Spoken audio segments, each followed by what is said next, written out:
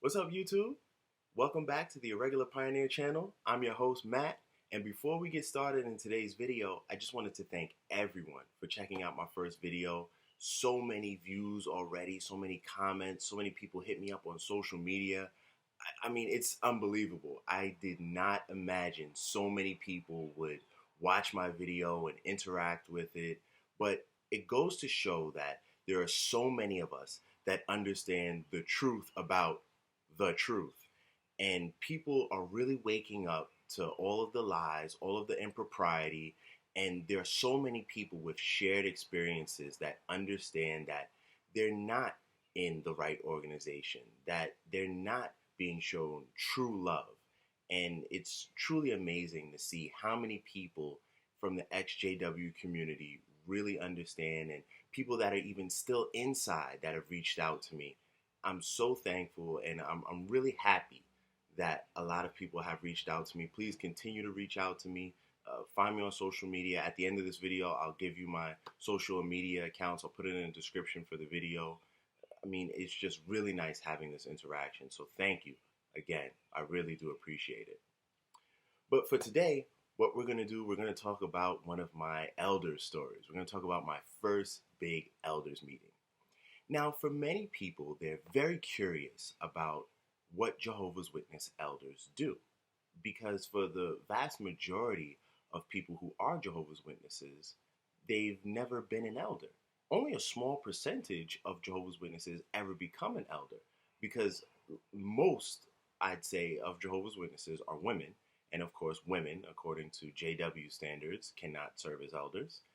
And even a lot of men have never served as elders. They might serve as ministerial servants or as publishers in the congregation. They might do things around the hall, but many don't get to the point of serving as an elder.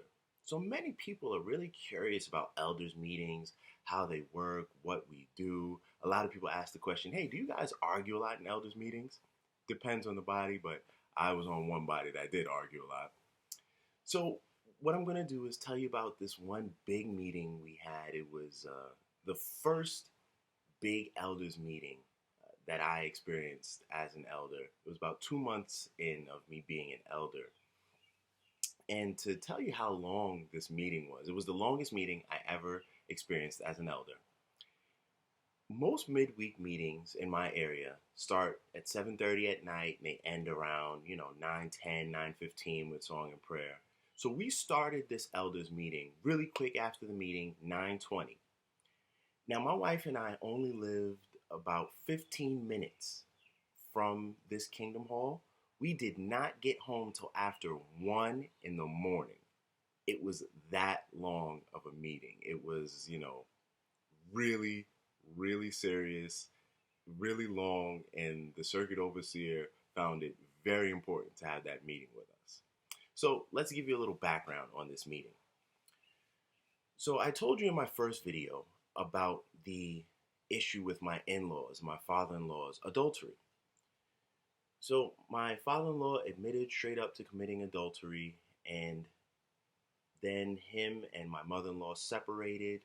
My mother-in-law moved, my father-in-law moved, and that marriage ended in divorce.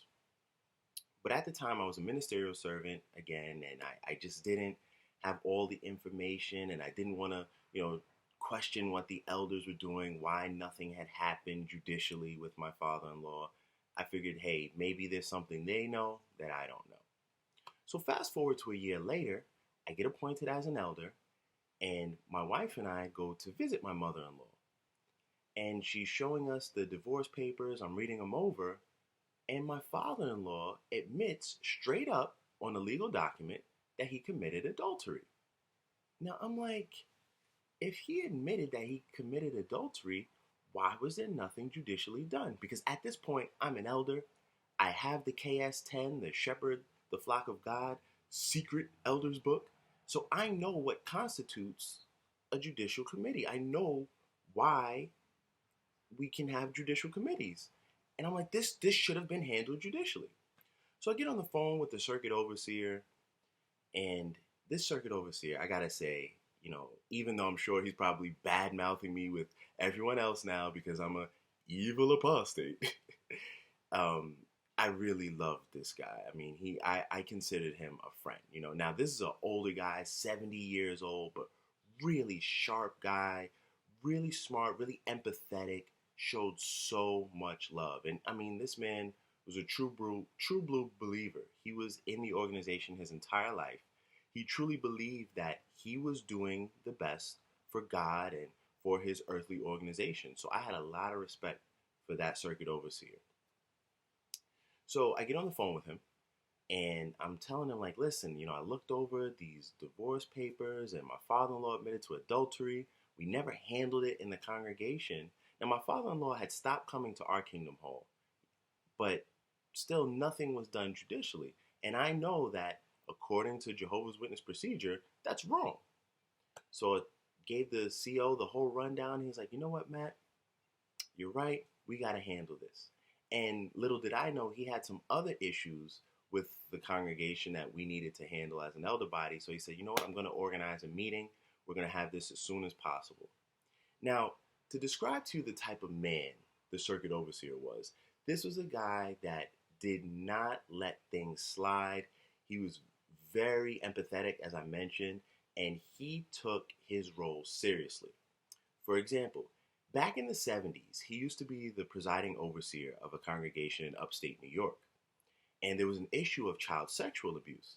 Now, you've heard many stories, of course, of how wrong that many child sexual abuse cases have been handled in the Jehovah's Witness organization. This man, he called the police immediately, which a lot of elders never have done and never will do, unfortunately. And this was back in the 70s, before there were even directives on what to do. And it's interesting, he said that when he spoke to the brothers at the branch, they were like, hey, why did you call the police? And he's like, because it's the right thing to do. It's what you're supposed to do. And honestly, I wish more elders were like my former circuit overseer, because this man, I mean, he really cared about the right things, the important things. So anyway, let's get to this meeting. So it's a Wednesday night. We have our midweek meeting. The coordinator of the elder body tells us that, we have to have a meeting after the meeting with the circuit overseer. Now, this is big, to have a meeting with the circuit overseer not during his visit. There are many kinds of elders meetings. There's the routine elders meetings. I'm sure you've heard the announcement at your meeting, oh, we have a brief elders meeting after the meeting. And, those are usually not too important things. Sometimes after the meeting, we have those important meetings where there's a judicial issue. We have to pick two brothers to investigate, or we had to pick a judicial committee. But other than that, the other kinds of elders meetings you have are quarterly meetings. 4 every year. 2 of them are during the circuit overseer's visit and 2 in between. But it's very, very rare to have a meeting with the circuit overseer and it's not during his visit. Usually that means something really bad. And this meeting was pretty bad. So there were 3 main issues that the circuit overseer wanted to get to. Now, the first of which, it was an issue of child separation, and that was really bad. There was a sister in the congregation who was keeping her daughter from her ex-husband, who was also JW, and she had really poisoned the daughter's mind against the father. I mean, to the point that the father would come all the way from another state to our meetings every other week, and he tried so hard to show love to his daughter. He would buy her things, he would try to spend time with her, but the daughter would show him sheer disrespect right to his face at the Kingdom Hall, just show no love for him. And it's not the daughter's fault. She was poisoned. Her mind was brainwashed by her mother and other people in the family to believe that her father was just not a good person. Interestingly enough, there was an elder on the body who was the sister's father, and he played totally dumb. I have no idea what's going on here. I never knew that she tried to separate her daughter from her ex-husband. We know he was full of it. And the circuit overseer called him out on it. And later, thankfully, he was actually deleted as an elder because he just was doing many things wrong, not following procedure. So that was the first issue. And we took about 45 minutes to an hour on that. Now, the second issue is where all the fireworks started. So In future videos, I'll explain a little bit more, but I was, let's just say, blackballed as an elder. I was one of those young, good guy elders, always trying to do everything right, trying to follow procedure, trying to really take my position seriously in the organization. And because of that, I had to face the consequences of the old boys club. So the second issue we dealt with in that meeting was there was an elder who left our congregation and decided to come back, but he wasn't serving as an elder when he came back. Now, let me give you a little background on that story. This elder, let's call him Tony, right? I don't want to use any real names. Let's call him Tony. Tony was a brother who came up in my congregation. He was, a publisher working hard. Then he became a ministerial servant, became an elder, and he was a very prominent elder. But Tony was very mean, had a very bad attitude. I mean, he was just not a loving guy. Back when we had the congregation book studies at people's homes, I was in the book study with him. And then when they got rid of that arrangement and it was just service groups, I was in a service group with him. So I was in a book study or a group with him for years as a publisher, even when I was a ministerial servant. And I had to take a lot of the brunt of this guy's anger and rudeness. He was a jerk. Let's just keep it real. He was a jerk. And, I tried my best to fit in with him and to, just be on best terms with him. I tried to talk about sports with him. I tried to talk about cars, just to be on a good relationship with this guy. But he was really mean. I saw the way he treated the friends in the congregation. I went on shepherding calls with him and he was just really mean for no reason. So anyway, our congregation at the time, before our congregation split and they made a new congregation, we had 15 elders, we had about 8 ministerial servants, 30-something regular pioneers. We were doing really well. So this elder, Tony, decides to go to another congregation to help them out. He goes to the other congregation. They don't like his attitude. They see that he's not loving. They see that he's mean. He butts heads with the elders and the CO. And he's like, you know what? Forget it. I'm going back to my old congregation. Now, for those who don't know, when a Jehovah's Witness goes from one congregation to another, they have an introduction letter. So the congregation that they're leaving sends an introductory letter to the new congregation. And this letter that we got from the congregation that Tony came from and came back to us, it was thick. It was in a manila folder, and it was the second thickest folder we had in our whole file cabinet. And they explained all of the ways that he was unloving, that he was rude to them, rude to the CEO, not following biblical principles. They just could not stand this guy. So the circuit overseer, having all of this knowledge, but not saying anything about it, he asked the brothers on our body, so what do you guys think about Tony serving again? How is he doing here? So his buddies on the elder body are like, hey, we think Tony's a nice guy. We think he's doing swell and he's a really good person. All the friends in the congregation love him. And about 3 or 4 elders, repeat these sentiments. And I'm looking around like, are we talking about the same brother here? Are you brothers insane? This man is a demon. I didn't say that, but like in my head, I'm thinking this guy is so mean, so unloving. And you're talking about the friends love him? He's a nice guy?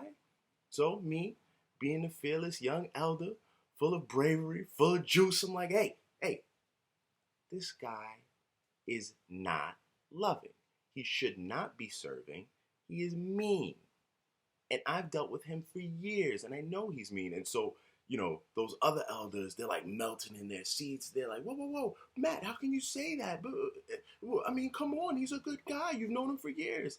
And I said, listen, I love his family, and he's my brother. So, I'll look out for him in a general sense. But there's no way that man should be serving as an elder. And I even related an experience that happened a couple weeks before, that two other brothers in the congregation had told me that he was very rude to them out in the field ministry. Now, as I mentioned, the CO, he had already did his little investigation. He talked to the other circuit overseer. He talked to the elders on the other body. He knew that this brother had no business serving. He just wanted to gauge where the elder body was at. And so he's like, all right, Matt, thank you for your insight. Brothers, thank you for your comments. Let me tell you about what I know about this brother. And he starts naming off things, and he's reading this letter from the other congregation. And these other brothers are now embarrassed. They're like, oh boy, yikes. And, now they're making up excuses. Oh, well, we didn't know about all this. There must be some miscommunication, must be some misunderstanding. They knew that he was a jerk, but they liked that he was a jerk because he was the pit bull of the elder body. When there was an issue, they sent him out to attack, and he would take care of things for them. But when I spoke up, I said, nah, we're not going to stand for that. So that was the second issue. Big fireworks on that. I mean, almost a lot of arguments in that meeting for that.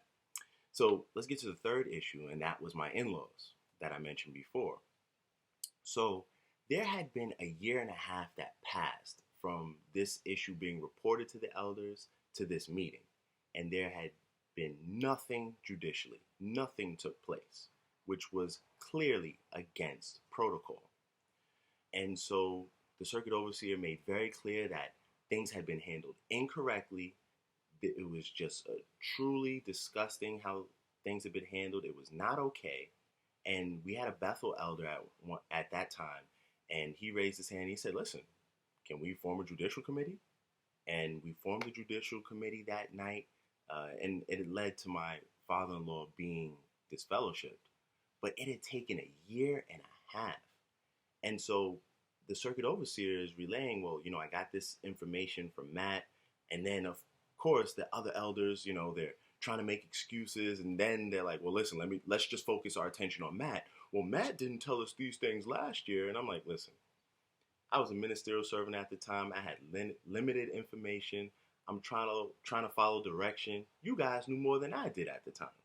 And then they're like, oh, man, all right, well, they sound like Porky Pig at this point. They have nothing to say because they got exposed. They look silly. And the circuit overseer is like, listen, brothers, you got to do better at handling these situations. This is not acceptable. And he's just giving it to them. And it's probably obvious at this point that these brothers did not like the circuit overseer. These brothers that were in the little old boys club, they didn't like him. And there were three particular elders that were on that case with my in-laws that, did some investigating and sat down and talked with them. But there was one particular elder that had straight up covered up things, refused to look at evidence. And because of that, he ended up getting counseled. Now, he really should have been deleted as an elder. That's another story for another day. I have a lot of stories about that brother, and it's terrible. But yeah, he really covered up, and the circuit overseer did not like that brother at all. And he let him know it during that meeting. So we finished up on that topic, and we took close to about, I'd say, an hour and a half, just maybe even more than that, discussing my in-laws. And like I said, this meeting didn't end till after 12:30 at night. I was exhausted going to work the next day. All the elders, when the meeting ended, normally after elders meeting, you have your little side meetings and brothers are discussing things together, but no one did that. Everyone just went home. They were exhausted. So that Saturday, after the elders meeting, we had Saturday meetings at that time. The coordinator of the body of elders, he comes and finds me, brings me to the side. He's like, listen, put your sword away. And that's where I get the title for this video. But he said, put your sword away, because he's looking at me as like this young guy, this young warrior coming in, swinging out my sword, just stabbing and slashing everything. And he's like, listen, just calm down. Don't try to change the world. But here's my thing, right? prior to me becoming one of Jehovah's Witnesses, I always wanted to do some kind of work where I helped people. I remember when I was a real little kid, I used to tell my mom, hey, I want to be the first black president, because I always looked at being in a position of power not to rule over people, but to help people. So when I became a witness and I moved up the ranks and became an elder, I'm like, listen, I'm going to help everyone as best as possible, because everyone hates miscarriages of justice. So I wanted to do my best to make sure protocol was followed, procedures were followed, Bible principles were followed, and that everything was done right.